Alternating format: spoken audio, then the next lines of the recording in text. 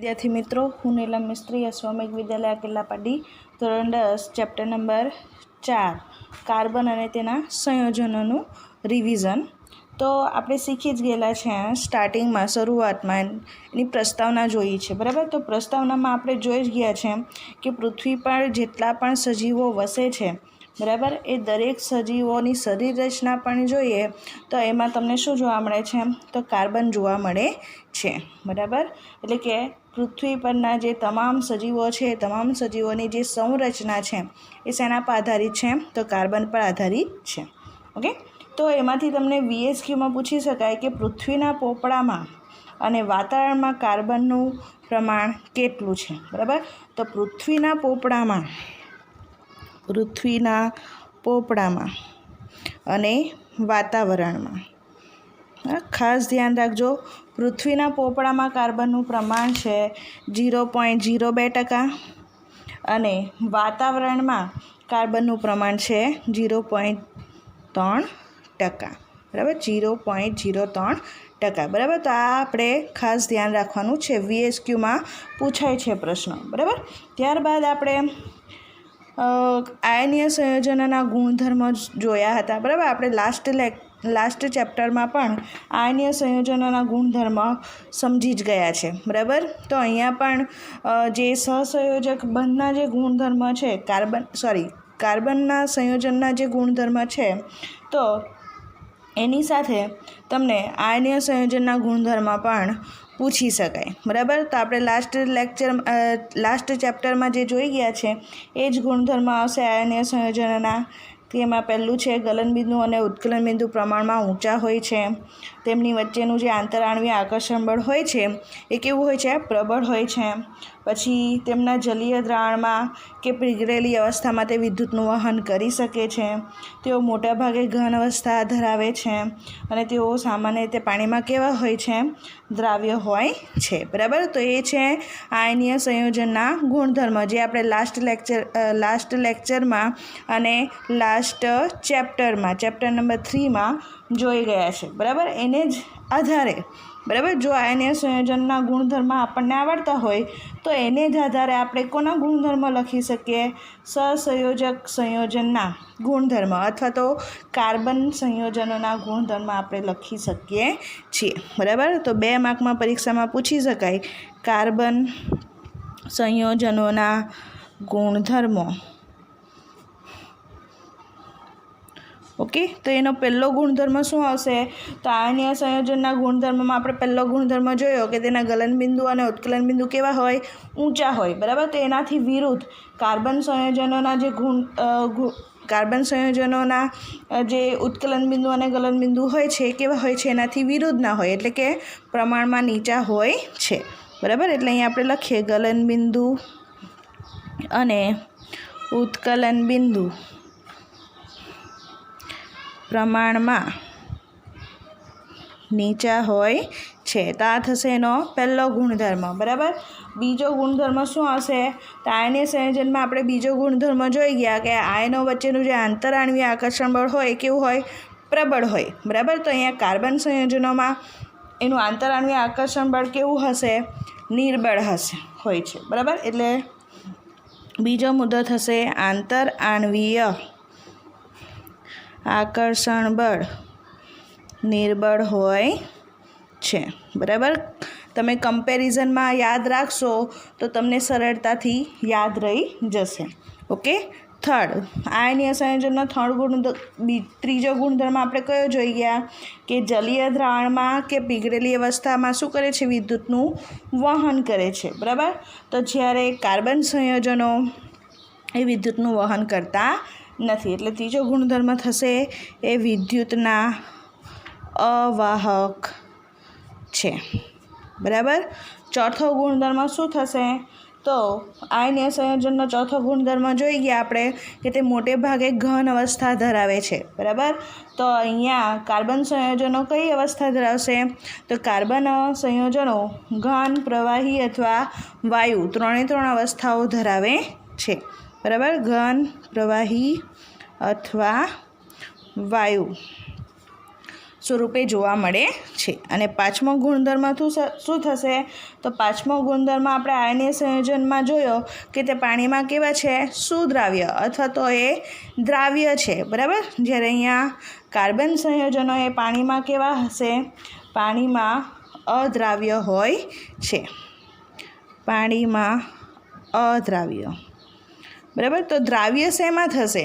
તો આપણે આયનીય સંયોજનમાં જોયું હતું કે આયનીય સંયોજનો પાણીમાં દ્રાવ્ય હોય છે અને જે કાર્બનિક દ્રાવકો હોય છે એમાં કેવા હોય? અદ્રાવ્ય હોય, બરાબર. તો અહીંયા કાર્બન સંયોજનો પાણીમાં અદ્રાવ્ય છે અને કાર્બનિક દ્રાવકો હશે એમાં શું થશે? દ્રાવ્ય થશે. કાર્બનિક દ્રાવકોમાં દ્રાવ્ય, બરાબર. તો આ રીતે આપણે કમ્પેરિઝનમાં યાદ રાખશું તો બંનેના જે ગુણધર્મ છે એ આપણને આવડી જશે, બરાબર. પ્લસ એનો તફાવત પણ આપણે લખી શકીએ, આયનીય સંયોજનો અને કાર્બન સંયોજનોના તફાવત, બરાબર. નેક્સ્ટ બીજો પ્રશ્ન તમને એવો પૂછાય, કાર્બનની ચતુસંયોજકતા સમજાવો. કાર્બનની ચતુસંયોજકતા સમજાવો, બરાબર. તો એમાં શું લખવાનું? તો કાર્બનની ચતુસંયોજકતા સમજાવવાની એટલે કે કાર્બનની પહેલાં તો આપણને શું ખબર હોવું જોઈએ? કાર્બનનો પરમાણુ ક્રમાંક ખબર હોવો જોઈએ, બરાબર. એનો પરમાણુ ક્રમાંક કેટલો છે? તો પરમાણુ ક્રમાંક 6 છે, બરાબર. અને પરમાણુ ક્રમાંક 6ને આધારે એની જે ઇલેક્ટ્રોન રચના છે એ કેટલી છે? તો એની ઇલેક્ટ્રોન રચના થશે 2, 4, બરાબર. તો એની ઇલેક્ટ્રોન રચનાના આધારે આપણે જોઈ શકીએ છીએ કે એની જે બાહ્ય કક્ષા છે એ બાહ્ય કક્ષામાં કેટલા ઇલેક્ટ્રોન છે? 4 ઇલેક્ટ્રોન છે, બરાબર. અને આપણને ખબર છે કે તત્વની જે સક્રિયતા છે એ સક્રિયતા શાના પર આધાર રાખે છે? તો એ સક્રિયતા એની જે બાહ્ય કક્ષામાં જે સંપૂર્ણ ઇલેક્ટ્રોન ભરાવાની જે વૃત્તિ છે અને સંપૂર્ણ ઇલેક્ટ્રોન ભરાવાની વૃત્તિ અને નિષ્ક્રિય વાયુ જેવી રચના પ્રાપ્ત કરવાની જે વૃત્તિ છે એના આધારે આપણે એની સક્રિયતા સમજાવી શકીએ છીએ. ઓકે, તો એના આધારે આપણે આયનીય સંયોજનોની જે રચના છે એ નિષ્ક્રિય વાયુ જેવી રચના બાહ્યતમ કક્ષામાં રહેલા ઇલેક્ટ્રોન મેળવીને અથવા તો એ ઘુમાઈને પ્રાપ્ત કરતા હોય છે, બરાબર. એટલે કે અહીંયા આપણે કાર્બનની વાત કરીએ છીએ તો કાર્બનની બાહ્ય કક્ષામાં કેટલા ઇલેક્ટ્રોન છે? 4 ઇલેક્ટ્રોન છે, બરાબર. એટલે કાર્બનને અષ્ટક રચના પૂર્ણ કરવા માટે કેટલા ઇલેક્ટ્રોન ખૂટે છે? તો બીજા 4 ઇલેક્ટ્રોન એને ખૂટે છે, બરાબર. તો કાર્બન શું કરશે? ક્યાં તો 4 ઇલેક્ટ્રોન મેળવશે અને ક્યાં તો 4 ઇલેક્ટ્રોન ગુમાવશે, બરાબર. અને એ 4 ઇલેક્ટ્રોન મેળવશે તો એની જે બાહ્ય કક્ષા છે એ એની જે ઇલેક્ટ્રોન રચના છે એ 2, 8 થાય એટલે કે નિયોન જેવી અષ્ટક રચના પ્રાપ્ત કરશે, બરાબર. અને જો એ 4 ઇલેક્ટ્રોન ગુમાવે તો હિલિયમ જેવી ઇલેક્ટ્રોન રચના પ્રાપ્ત થાય, બરાબર. તો આમ એ 4 ઇલેક્ટ્રોન મેળવીને અથવા તો 4 ઇલેક્ટ્રોન ગુમાવીને નિષ્ક્રિય વાયુ તત્વો, એના નજીકના જે નિષ્ક્રિય વાયુ તત્વો હોય, નિયન હોય કે હિલિયમ હોય, એના જેવી ઇલેક્ટ્રોન રચના મેળવીને અષ્ટક રચના પૂર્ણ કરવાનો પ્રયત્ન કરે છે, બરાબર. હવે આપણે વાત કરી કે જો એ કાર્બન 4 ઇલેક્ટ્રોન મેળવશે, બરાબર. તો જો કાર્બન 4 ઇલેક્ટ્રોન મેળવશે તો કાર્બન એ એનાયન તરીકે વર્તશે, બરાબર. અને 4 ઇલેક્ટ્રોન મેળવે છે એટલે C⁻⁴ એનાયન તરીકે વર્તે છે, બરાબર. એટલે કે એનાયન બને છે, બરાબર. પરંતુ એના જે કેન્દ્ર છે એ કેન્દ્રમાં કેટલા પ્રોટોન હોય છે? 6 પ્રોટોન હોય છે, બરાબર. એટલે કે 6 પ્રોટોન ધરાવતું જે પરમાણુ કેન્દ્ર છે એના માટે 10 ઇલેક્ટ્રોન, બરાબર. 4 ઇલેક્ટ્રોન એ બહારથી મેળવે છે અને એના પાસે 6 ઇલેક્ટ્રોન તો છે જ, બરાબર. એટલે 6 ને 4 10 થઈ જશે, બરાબર. એટલે કે 6 પ્રોટોન ધરાવતું જે પરમાણુ કેન્દ્ર હોય છે એ 10 ઇલેક્ટ્રોન એટલે કે વધારાના જે 4 ઇલેક્ટ્રોન છે એને સમાવવા એના માટે કેવા થઈ જાય છે? મુશ્કેલ થઈ જાય છે, બરાબર. એટલે એ કેવું છે?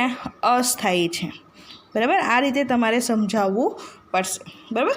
નેક્સ્ટ હવે બીજો કયો ઓપ્શન રહ્યો આપણી પાસે, તો એ 4 ઇલેક્ટ્રોન ગુમાવી દેશે, બરાબર. તો જો 4 ઇલેક્ટ્રોન ગુમાવે તો એ એનાયન તરીકે વર્તે છે, એટલે કે C⁻+4, બરાબર. એટલે ઇલેક્ટ્રોન ગુમાવીને C+4 કેટાયન બનાવે છે, ધન આયન બનાવે છે, બરાબર. પરંતુ એના કેન્દ્રમાં પણ કેટલા પ્રોટોન છે? 6 પ્રોટોન છે, બરાબર. અને 6 પ્રોટોન ધરાવતા પરમાણુ કેન્દ્ર માટે હવે 4 ઇલેક્ટ્રોન એ ગુમાવી દે છે, બરાબર. એટલે કે એના પાસે કેટલા ઇલેક્ટ્રોન બાકી રહેશે? તો માત્ર 2 જ ઇલેક્ટ્રોન બાકી રહેશે, બરાબર. એટલે 6 પ્રોટોન ધરાવતા પરમાણુ કેન્દ્ર માટે 4 ઇલેક્ટ્રોન દૂર કરીને માત્ર 2 ઇલેક્ટ્રોન સમાવતો જે કાર્બન કેટાયન બનાવવા માટે એને મોટા પ્રમાણમાં ઉર્જાની જરૂર પડે છે, બરાબર. એટલે કે આ જે 4 ઇલેક્ટ્રોન એ ગુમાવે છે તે 4 ઇલેક્ટ્રોન ગુમાવવા માટે એને વધારે પ્રમાણમાં ઉર્જાની જરૂર પડતી હોય છે, બરાબર. માટે એ પણ કેવું છે? અસ્થાયી છે, બરાબર. હવે કાર્બન જે છે એ 4 ઇલેક્ટ્રોન મેળવી પણ નથી શકતો અને ગુમાવી પણ નથી શકતો, બરાબર. તો હવે બીજો રસ્તો કયો બાકી રહેશે? તો આપણે એવું કહી શકીએ કે કાર્બન પરમાણુઓએ વિદ્યુત સંયોજકતાથી એટલે કે આયનિક બંધથી જોડાઈ શકતો નથી, બરાબર. એટલે કે 4 ઇલેક્ટ્રોન મેળવે કે ગુમાવે તો જો મેળવશે તો એ ઋણ આયન બને અને મેળવે તો ધન આયન બને, બરાબર. એટલે જો ઋણ આયન અને ધન આયન એકબીજા સાથે જોડાય તો આયનીય સંયોજનો બનાવે, બરાબર. તો આમ કાર્બન એ આયનિક સંયોજન બનાવી શકતો નથી, બરાબર. પણ કાર્બન પરમાણુ અન્ય કાર્બન પરમાણુ અથવા તો અન્ય તત્વોના પરમાણુઓ સાથે સંયોજકતા ઇલેક્ટ્રોનની ભાગીદારી કરીને બીજા નવા અણુનું નિર્માણ કરી શકે છે, બરાબર. આમ પરમાણુઓના બાહ્ય કક્ષામાં રહેલા જે ઇલેક્ટ્રોન હોય છે એ ઇલેક્ટ્રોનની ભાગીદારી દ્વારા રચાતો જે બંધ છે એને કયો બંધ કહેવામાં આવે છે? સહસંયોજક બંધ કહે છે. ઓકે. તો સહસંયોજક બંધની રચનામાં ભાગીદારી પામતા ઇલેક્ટ્રોન બંને પરમાણુઓની બાહ્યતમ કક્ષાના હોય છે અને બંને પરમાણુઓ નિષ્ક્રિય વાયુ જેવી અષ્ટક રચના પ્રાપ્ત કરે છે, બરાબર. તો આટલી સમજૂતી તમારે અહીંયા આ પ્રશ્નમાં આપવાની રહેશે. ઓકે. નેક્સ્ટ બીજો પ્રશ્ન તમને એવો પૂછાઈ શકે કે હાઇડ્રોજન અણુમાં સહસંયોજક બંધની રચના સમજાવો, ક્લોરીન અણુમાં સહસંયોજક બંધની રચના સમજાવો, એમોનિયામાં સહસંયોજક બંધની રચના સમજાવો. તો આપણે શીખેલા જ છે, બરાબર. તમને એક માત્ર મેં હાઇડ્રોજનનું સમજાવી દઉં એટલે ત્યાર પછીના બધા તમને આવી જશે. લખાણમાં સરખું જ રહેશે, માત્ર એની બાહ્ય કક્ષામાં રહેલા ઇલેક્ટ્રોનની સંખ્યા બદલાશે અને જે કક્ષા હોય છે એ કક્ષા બદલાશે, બરાબર. અને જ્યારે પણ તમને પૂછાય કે સંયોજક બંધની રચના સમજાવો, બરાબર, 2 માર્કમાં પૂછાય કે 3 માર્કમાં પૂછાય તો તમારે સાથે લખાણ પણ લખવાનું રહેશે, બરાબર. હવે તમને અહીંયા હાઇડ્રોજન અણુમાં સહસંયોજક બંધની રચના સમજાવો એવું પૂછ્યું છે તો હાઇડ્રોજન અણુ એટલે કે H2 આવશે, બરાબર. તો હાઇડ્રોજન અણુમાં સહસંયોજક બંધની રચના સમજાવવા માટે આપણને પહેલાં તો શું ખબર હોવી જોઈએ? તો હાઇડ્રોજનનો પરમાણુ ક્રમાંક ખબર હોવો જોઈએ. હાઇડ્રોજનનો પરમાણુ ક્રમાંક કેટલો છે? 1 છે, બરાબર. તો આપણે એવું કહી શકીએ કે હાઇડ્રોજન, બરાબર, આપણે કક્ષા શીખી ગયેલા છે કે L M N, પહેલા નંબરની કક્ષા K, બીજા નંબરની L, ત્રીજા નંબરની M અને ચોથા નંબરની N, બરાબર. તો અહીંયા હાઇડ્રોજનની જે K કક્ષા છે એ પહેલી કક્ષા છે અને પહેલી કક્ષામાં ઇલેક્ટ્રોનની સંખ્યા કેટલી છે? 1 છે, બરાબર. તો અહીંયા આપણે એવું કહી શકીએ કે K કક્ષાને સંપૂર્ણ ભરાવા માટે હજુ કેટલા ઇલેક્ટ્રોનની જરૂર પડે? તો એ પણ આપણે શીખેલા છે કે K કક્ષામાં વધારેમાં વધારે 2 ઇલેક્ટ્રોન, Lમાં 8, Mમાં 8 વગેરે, બરાબર.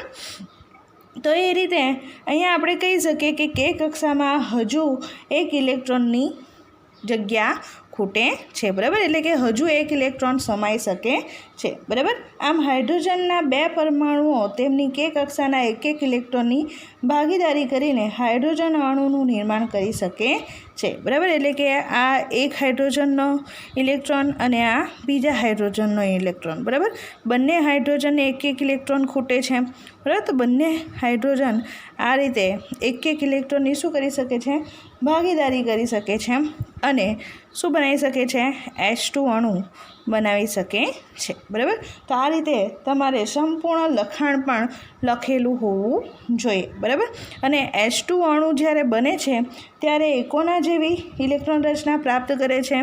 તો અહીંયા આપણે એવું કહી શકીએ કે હિલિયમ વાયુ જેવી ઇલેક્ટ્રોન રચના પ્રાપ્ત કરે છે, બરાબર. કારણ કે આ હાઇડ્રોજન પણ બીજા હાઇડ્રોજનના ઇલેક્ટ્રોન સાથે ભાગીદારી કરે એટલે એની જે ઇલેક્ટ્રોન રચના છે એ 2 થઈ જશે, બરાબર. એટલે કે હિલિયમ વાયુ જેવી ઇલેક્ટ્રોન રચના પ્રાપ્ત કરે છે અને કે કક્ષામાં 2 ઇલેક્ટ્રોન ધરાવે છે. આમ 2 સંયોજકતા ઇલેક્ટ્રોનનું નિરૂપણ આપણે ચોકડી દ્વારા દર્શાવીશું. ઓકે, 2 સંયોજકતા બિંદુ નિરૂપણ અહીંયા આપણે આ રીતે દર્શાવેલું છે. ઓકે, તો અહીં H2 અણુમાં જે ભાગીદારી પામેલા ઇલેક્ટ્રોનની જોડ છે એ કેટલા છે? તો 2 હાઇડ્રોજન પરમાણુઓ વચ્ચે એકલ બંધ રચે છે, બરાબર. અહીંયા જે ઇલેક્ટ્રોનની જોડ છે એ કેટલી છે? એક જ જોડ છે, બરાબર. એટલે જો એક જોડ હોય તો એકલ બંધની રચના થાય છે, બરાબર. જો એની જગ્યાએ 2 જોડ હોય, બરાબર, અહીંયા ઇલેક્ટ્રોનની ભાગીદારી જે થાય છે એમાં ઇલેક્ટ્રોનની 2 જોડ હોય તો દ્વિબંધની રચના થાય. અને ભાગીદારી જે ઇલેક્ટ્રોનની ભાગીદારી થાય છે એમાં આ રીતે 3 જોડ હોય, બરાબર, તો ત્રિબંધની રચના થાય છે. આ વસ્તુ આપણે શીખેલા છે, બરાબર. તો અહીંયા જે મેં તમને હાઇડ્રોજનનું સમજાવ્યું એ જ રીતે તમે ક્લોરિનનું સમજાવી શકો, બરાબર, NH3નું સમજાવી શકો, N2 અણુમાં સમજાવી શકો, બરાબર. અહીંયા ક્લોરિનમાં પણ તમને એકલ બંધ જોવા મળશે, બરાબર. NH3માં તમને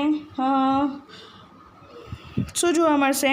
તો નાઇટ્રોજન સાથે 3 હાઇડ્રોજન જોડાયેલા જોવા મળશે, 3 એકલ બંધ જોવા મળશે, બરાબર. N2 અણુની વાત કરીએ તો N2 અણુમાં તમને ત્રિબંધ જોવા મળશે, બરાબર.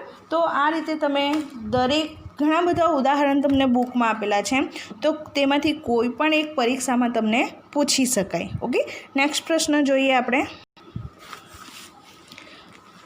જે રીતે તમને કીધું કે ઘણા બધા ઉદાહરણ તેમાંથી કોઈ પણ એક પ્રશ્ન પૂછી શકાય, તો તેમાંથી એક વધારે પૂછાય તેવો પ્રશ્ન એ છે કે મિથેન અણુમાં સહસંયોજક બંધની રચના સમજાવો, બરાબર. તો મિથેન અણુ એટલે કે એનું જે અણુસૂત્ર છે એ તમને ખાસ આવડવું જોઈએ. મિથેન અણુનું અણુસૂત્ર શું છે? CH4, બરાબર.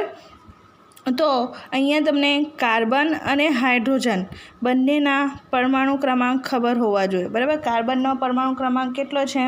તો 6. એની ઇલેક્ટ્રોન રચના શું થશે? 2, 4. અને હાઇડ્રોજનનો પરમાણુ ક્રમાંક 1 જ છે અને એની ઇલેક્ટ્રોન રચના આ રીતે થશે. ઓકે, તો હવે તમને ખ્યાલ હોવો જોઈએ કે કાર્બનની જે બાહ્ય કક્ષા છે બાહ્ય કક્ષામાં 4 ઇલેક્ટ્રોન છે, એને ખૂટે છે કેટલા? તો હજી 4 ઇલેક્ટ્રોન ખૂટશે, બરાબર. એટલે કાર્બન શું કરશે? તો પોતાની ઇલેક્ટ્રોન રચના પૂર્ણ કરવા માટે હાઇડ્રોજન બીજા 4 હાઇડ્રોજન સાથે 1 ઇલેક્ટ્રોનની ભાગીદારી કરશે, બરાબર, અને પોતાની સંવૃત્ત રચના પ્રાપ્ત કરશે, બરાબર. એટલે અહીંયા આપણે આ રીતે લખી શકીએ કાર્બન, બરાબર, વત્તા અહીંયા હાઇડ્રોજન છે, બરાબર. તો એવા કેટલા હાઇડ્રોજન સાથે એ કરશે ઇલેક્ટ્રોનની ભાગીદારી? તો 4 હાઇડ્રોજન સાથે ભાગીદારી કરશે, બરાબર. અને 4 હાઇડ્રોજન સાથે ભાગીદારી કરી એ શું બનાવશે? તો મિથેન અણુની રચના કરે છે. અહીંયા આપણે હાઇડ્રોજનનો જે ઇલેક્ટ્રોન છે એને ચોકડી વડે દર્શાવીએ. ઓકે, તો આ કાર્બનના 4 ઇલેક્ટ્રોન, આ 1 હાઇડ્રોજન, આ બીજો હાઇડ્રોજન, આ ત્રીજો હાઇડ્રોજન અને આ ચોથો હાઇડ્રોજન, બરાબર. હાઇડ્રોજનની પણ ઇલેક્ટ્રોન રચના પૂર્ણ થાય છે આ રીતે, અને કાર્બનની પણ ઇલેક્ટ્રોન રચના આ રીતે પૂર્ણ થાય છે, બરાબર. તો આ રીતે તમે મિથેન અણુમાં પણ સહસંયોજક બંધની રચના સમજાવી શકો છો. ઓકે, અને લખાણ તો લખવાનું રહેશે જ. ઓકે, હવે આપણે નેક્સ્ટ પ્રશ્ન જોઈએ. નેક્સ્ટ બીજો પ્રશ્ન તમને પૂછાય છે કે કાર્બનનો સર્વતોમુખી સ્વભાવ સમજાવો, બરાબર. અથવા તો બીજો પ્રશ્ન આવો પણ પૂછાય કે કાર્બનના કયા 2 ગુણધર્મ વધુ સંખ્યામાં કાર્બન સંયોજનો બનાવવાની ક્ષમતા ધરાવે છે, સમજાવો, બરાબર. તો એના કયા 2 ગુણધર્મ છે? તો પહેલો એનો ગુણધર્મ છે કાર્બનનો કેટેનેશનનો ગુણ અને બીજો ગુણ છે કાર્બનની સંયોજકતા, બરાબર. તો કાર્બનનો કેટેનેશનનો ગુણ શું છે? તો કાર્બન પરમાણુ અન્ય પરમાણુઓ સાથે બંધ બનાવવાની જે અદ્વિતીય ક્ષમતા ધરાવે છે એને શું કરવામાં આવશે? કાર્બનનો કેટેનેશનનો ગુણ કહેવામાં આવે છે, બરાબર. અને એના કારણે કાર્બન લાંબી સરળ શૃંખલા ધરાવતા સંયોજનો, શાખિત શૃંખલા ધરાવતા સંયોજનો, વલય રચના ધરાવતા સંયોજનો વગેરે જેવા સંયોજનો ધરાવે છે, બરાબર. અને ઘણા બધા નવા નવા સંયોજનો બનાવી શકે છે, બરાબર. અહીંયા આપણે તમને આપેલું જ છે, અહીંયા સરળ શૃંખલામાં, શાખિત શૃંખલામાં, પછી 3 કાર્બનનું વલય, 4 કાર્બનનું વલય, 5 કાર્બનનું વલય, 6 કાર્બનનું વલય, બરાબર. આ ઉપરાંત કાર્બન પરમાણુ એકલ બંધ અથવા તો દ્વિબંધ અથવા તો ત્રિબંધ દ્વારા પણ અન્ય પરમાણુ સાથે જોડાઈ શકે છે, બરાબર. હવે જે કાર્બન પરમાણુઓ માત્ર એકલ બંધથી જોડાયેલા હોય તેવા કાર્બન સંયોજનોને સંતૃપ્ત સંયોજનો તરીકે ઓળખવામાં આવે છે. અને જે કાર્બન પરમાણુ દ્વિબંધ અથવા તો ત્રિબંધથી જોડાયેલા હોય, બરાબર, એકલ બંધ, દ્વિબંધ અને ત્રિબંધ. એકલ બંધથી જોડાયેલા હોય તો સંતૃપ્ત સંયોજનો, અને દ્વિબંધ અથવા તો ત્રિબંધથી જોડાયેલા હોય તો એવા જે સંયોજનો હોય એને અસંતૃપ્ત સંયોજનો તરીકે ઓળખવામાં આવે છે, બરાબર. અને કાર્બન સંયોજનનો જે કેટેનેશનનો ગુણ છે એ એટલી હદે જોવા મળે છે કે બીજા કોઈ તત્વ સાથે જોવા મળતો નથી, બરાબર. સિલિકોન, હાઇડ્રોજન સાથે જે સંયોજનો બનાવે છે તેમાં 7 અથવા 8 પરમાણુ સુધીની શૃંખલાઓ હોય છે, બરાબર. પરંતુ આ સંયોજનો અતિક્રિયાશીલ હોય છે, ઓકે. તો આ થયો કાર્બનનો કેટેનેશનનો ગુણ, બરાબર. તમને માત્ર કાર્બનનો કેટેનેશનનો ગુણ સમજાવો એવું પણ પૂછાય તો તેમાં પણ આટલી ચર્ચા થવી જોઈએ, બરાબર. કે સરળ શૃંખલાના સંયોજનો, શાખિત શૃંખલાના સંયોજનો અને વલય સંયોજનો બનાવે છે. આ ઉપરાંત તેમાં એકલબંધ, દ્વિબંધ અને ત્રિબંધ પણ જોવા મળે છે. જો એકલબંધ ધરાવતા સંયોજનો હોય એને સંતૃપ્ત સંયોજનો કહેવામાં આવે, અને દ્વિબંધ અને ત્રિબંધ ધરાવતા સંયોજનો એને અસંતૃપ્ત સંયોજનો પણ કહેવામાં આવે છે, બરાબર. તો આટલી ચર્ચા આમાં થયેલી હોવી જોઈએ. નેક્સ્ટ બીજો ગુણ જોઈએ આપણે.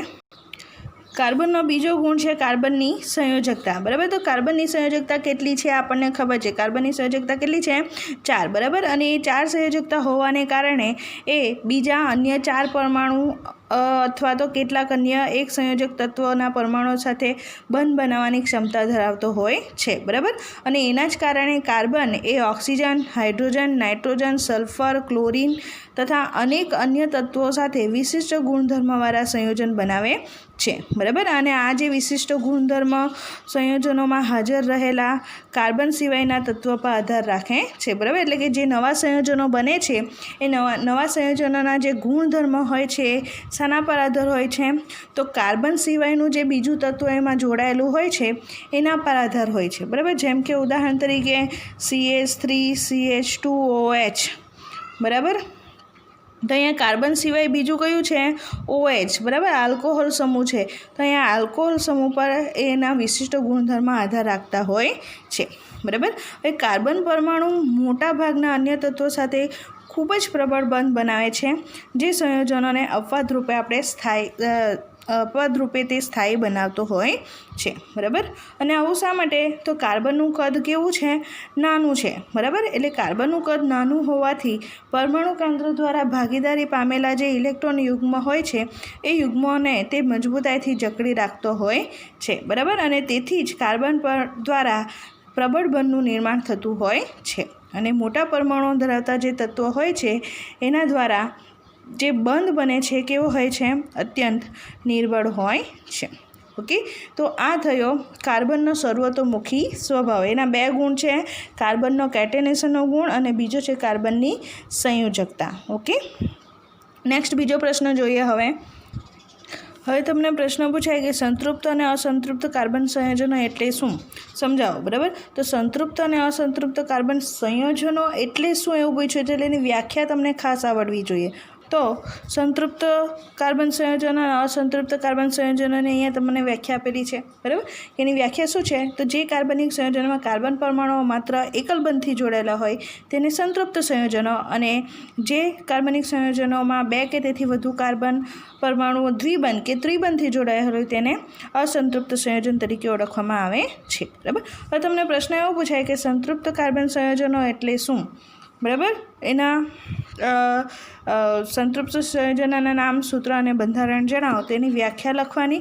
અને આ જે કોષ્ટકમાં તમને આપેલો છે, બરાબર, કે કાર્બન પરમાણુની સંખ્યા, એનું નામ, સૂત્ર અને બંધારણ, આ તમારે લખવાનું રહેશે. બરાબર, પણ જો તમને એવું પૂછાય કે કાર્બન સંયોજનોનું બંધારણ સૂત્ર કેવી રીતે નક્કી કરવામાં આવે છે, ઉદાહરણ આપી સમજાવો.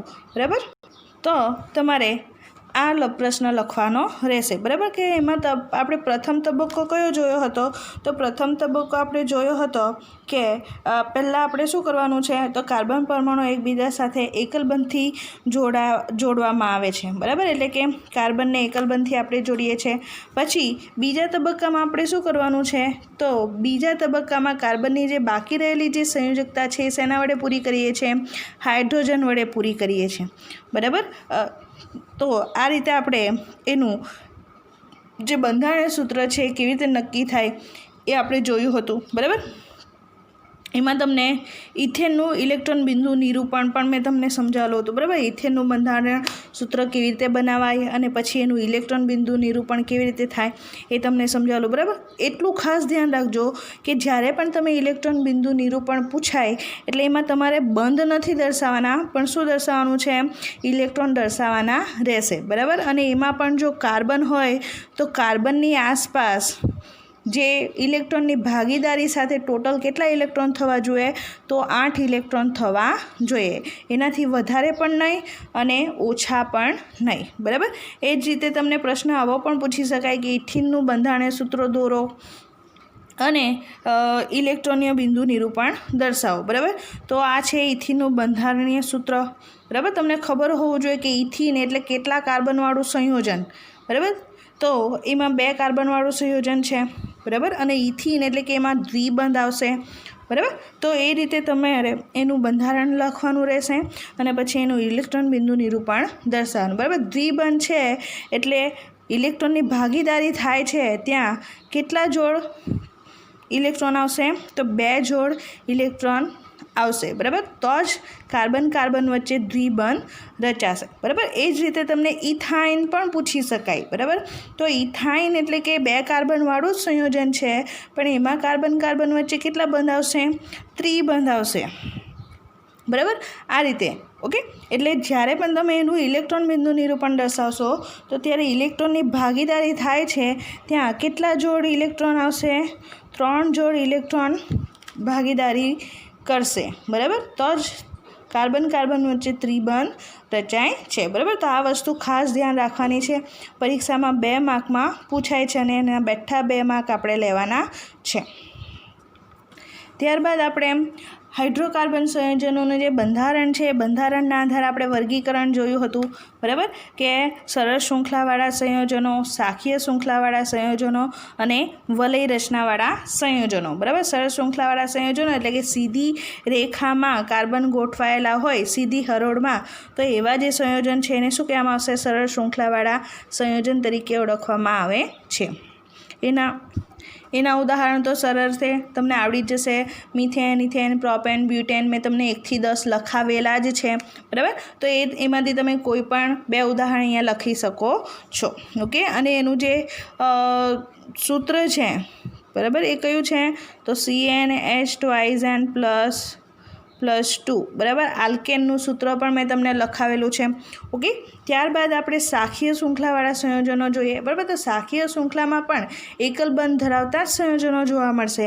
બરાબર, પણ અહીંયા જે સંયોજનો હોય છે એમાં સીધી હરોળમાં તો કાર્બન ગોઠવાયેલા જ હોય છે, પરંતુ એમાં સાથે સાથે એકથી વધારે જગ્યાએ તમને શાખામાં પણ કાર્બન ગોઠવાયેલા જોવા મળે છે. જેમ કે અહીંયા તમને આપેલું છે એ સીધી સરળ શૃંખલામાં છે, બરાબર, એટલે કે સરળ રચના ધરાવતા સંયોજન. પરંતુ અહીંયા બીજો જે કાર્બન છે એ તમને શાખામાં બતાવેલો છે, બરાબર. તો આ રીતે શાખામાં પણ ગોઠવાયેલો હોય તો એવા જે સંયોજન છે એને શું કહેવામાં આવશે? શાખીય શૃંખલાવાળા સંયોજન કહેવામાં આવે છે, બરાબર. અને આ રીતે તમને બ્યુટેનનું બતાવેલું છે, બરાબર. 4 કાર્બન ધરાવતું સંયોજન બતાવેલું છે એટલે કે એનું નામ બ્યુટેન છે. એ જ રીતે તમે પેન્ટેનમાં પણ બતાવી શકો, હેક્ઝેનમાં પણ બતાવી શકો, બરાબર. તો અહીંયા તમે જોઈ શકો કે બ્યુટેનના અહીંયા તમને જે કાર્બનની સંયોજકતા છે, બાકી રહેલી સંયોજકતા તમને હાઇડ્રોજનથી પૂરી કરીને બતાવવામાં આવેલી છે. ઓકે, એ જ રીતે અહીંયા તમને ઓકે, તો એનું નામકરણ પણ મેં તમને શીખવેલું જ છે, બરાબર. આ સરળ શૃંખલામાં ગોઠવાયેલા 4 કાર્બન છે એટલે કે એને નોર્મલ બ્યુટેન આપણે કહી શકીએ, બરાબર. અને અહીંયા શાખામાં એક કાર્બન ગોઠવાયેલો છે એટલે એનું નામ શું થશે? તેના નામકરણ જ્યારે આપણે કરશું ત્યારે એની નામની આગળ આઈસો લાગશે. અહીંયા તમને આપેલું છે, બરાબર. આઈસોબ્યુટેન પણ આઈસોબ્યુટેન તરીકે ઓળખવામાં આવે છે, બરાબર. એ જ રીતે તમે હેક્ઝેનમાં પણ દર્શાવી શકો, બરાબર. તો હેક્ઝેનમાં તમને કેટલી રીતે જોવા મળશે? તો હેક્ઝેનમાં તમને 5 રીતે કાર્બન ગોઠવાયેલા જોવા મળે છે, બરાબર. અને દરેકની જો સંયોજકતા આપણે હાઇડ્રોજન વડે પૂરી કરીએ તો તમને અહીંયા આપેલા જે સંયોજન છે એ જોવા મળે છે, બરાબર. તો આ બધા જે છે એ શું કહેવાશે? તો બધાના જે અણુસૂત્ર છે કેવા છે? સમાન છે, બરાબર. અહીંયા પણ તમે બ્યુટેનનું અણુસૂત્ર જુઓ તો કેવું થશે? સમાન, C4H10 થશે, બરાબર. પણ એનું જે બંધારણીય સૂત્ર તમને જોવા મળે છે એ બંધારણીય સૂત્ર કેવું છે? જુદું જુદું છે, બરાબર. એ જ રીતે અહીંયા તમે જુઓ તો C6H, એ જ રીતે તમે અહીંયા જુઓ તો હેક્ઝેનમાં પણ એનું જે અણુસૂત્ર છે એ શું થશે? C6H14 દરેકમાં, બરાબર. અહીંયા જે તમે હાઇડ્રોજન આપેલા છે હાઇડ્રોજનની ગણતરી તમે કરી શકો છો, બરાબર. તો દરેકમાં કાર્બનની સંખ્યા 6 થશે અને હાઇડ્રોજનની સંખ્યા કેટલી થશે? 14 થશે. એટલે કે અણુસૂત્ર કેવા છે? સમાન છે, પરંતુ એના જે બંધારણીય સૂત્ર તમને જોવા મળે છે કેવા જોવા મળે છે?